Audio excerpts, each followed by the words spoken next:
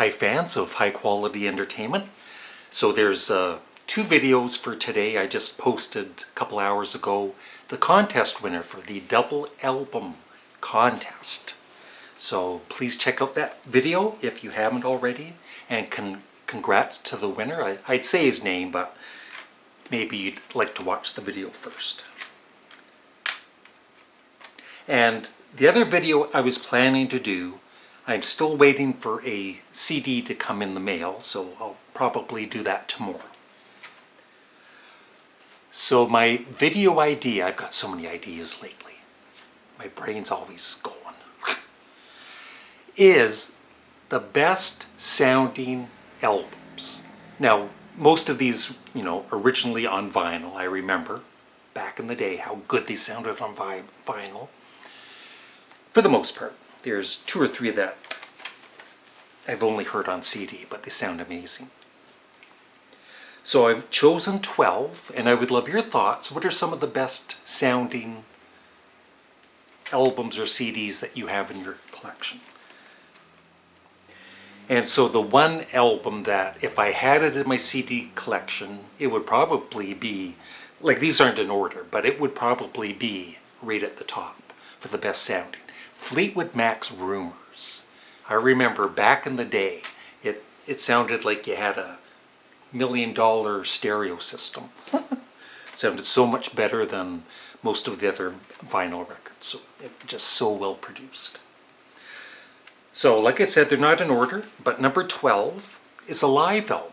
And and it's actually a true live album. There is no, going into the studio to fix things. And you can really hear the audience. The audio is just so crystal clear. It is Humble Pie, Rockin' the Fillmore. And I'm hoping to get the box set of all the early Humble Pie albums in the next couple of days, hopefully, and do an unboxing. So that's number 12. Number 11, you just have to include Yes. And Open Your Eyes. It's a joke. Calm down. I'm just joking. Close to the Edge. Yeah. Even their debut album, to me, it sounds amazing. Chris Squire's bass is already very powerful in the mix, but I have chosen Close to the Edge. Great sound quality.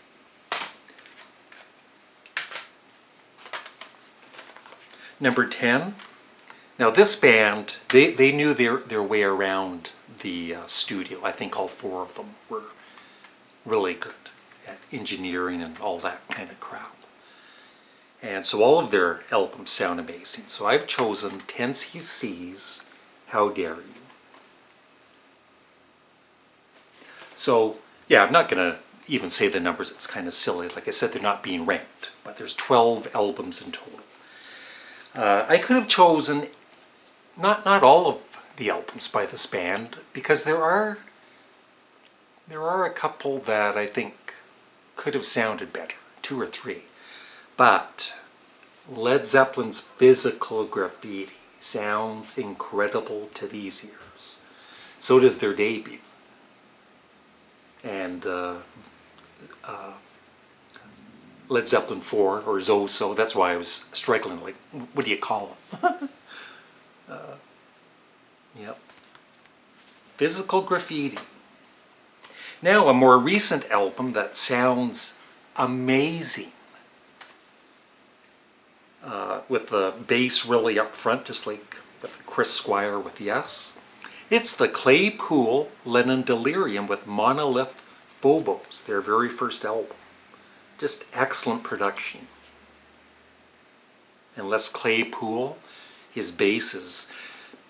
At first it's like almost overwhelming how loud it is in the mix, but it doesn't take away from the songs at all. To me, it's amazing. Sounds amazing. Glenn Calloway from the Basement, he's going to be happy, and I think he'll agree. And they're definitely more than one album by this artist, but I've chosen David Bowie's Low. Hunky Dory, Ziggy Stardust, so many really well produced albums. And this is just one of them.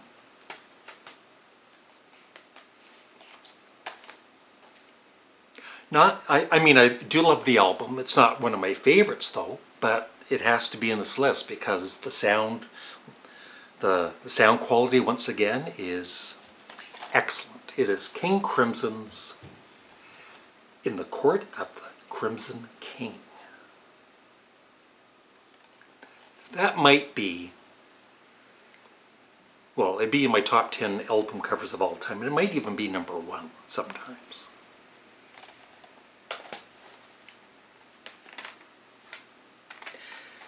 Now, the person that produced this band, he's known as one of the greats, as is the band itself. And so I've chosen the Beatles, Abbey Road. Yes, the original vinyl sounded so good. And the remix, I do enjoy the remix, but it really, did it really need to be remixed? But Abbey Road. We have 1, 2, 4 left. Once again, lots of their albums were really well produced and they sound amazing. And I've gone with Pink Floyd's The Dark Side of the Moon. I don't know if you've ever heard of it before, but it's really a really good album. Once again, one of the few truly musical geniuses in my books. My shirt's dirty, I apologize. I had lunch earlier. What's that? Take off my shirt? No, not right now. No. Yeah, he is, and he's such a great producer too. So I've just chosen one of his many really well produced albums. Frank Zappa, Hot Rats. With one of my other, yeah, this would be in my top 10 album covers too of all time. Final 2. Much similar to Fleetwood Mac and Rumours, and even the one before that, just titled Fleetwood Mac, and Tusk. This band, with this album, when you would, back in the day, you'd have all these vinyl records and you'd put this one on, and it would sound 10 times better than most of your other vinyl records. And I remember going into record stores, you know, they'd be selling turntables. This particular album would very often be the one that they would use to try and sell the stereos. Supertramp, Crime of the Century. And what a great album it is. And last but not least, I've been putting together my top 50 songs by this artist and, you know, checking the different albums, and the ones that are produced by him. The production is just so damn good.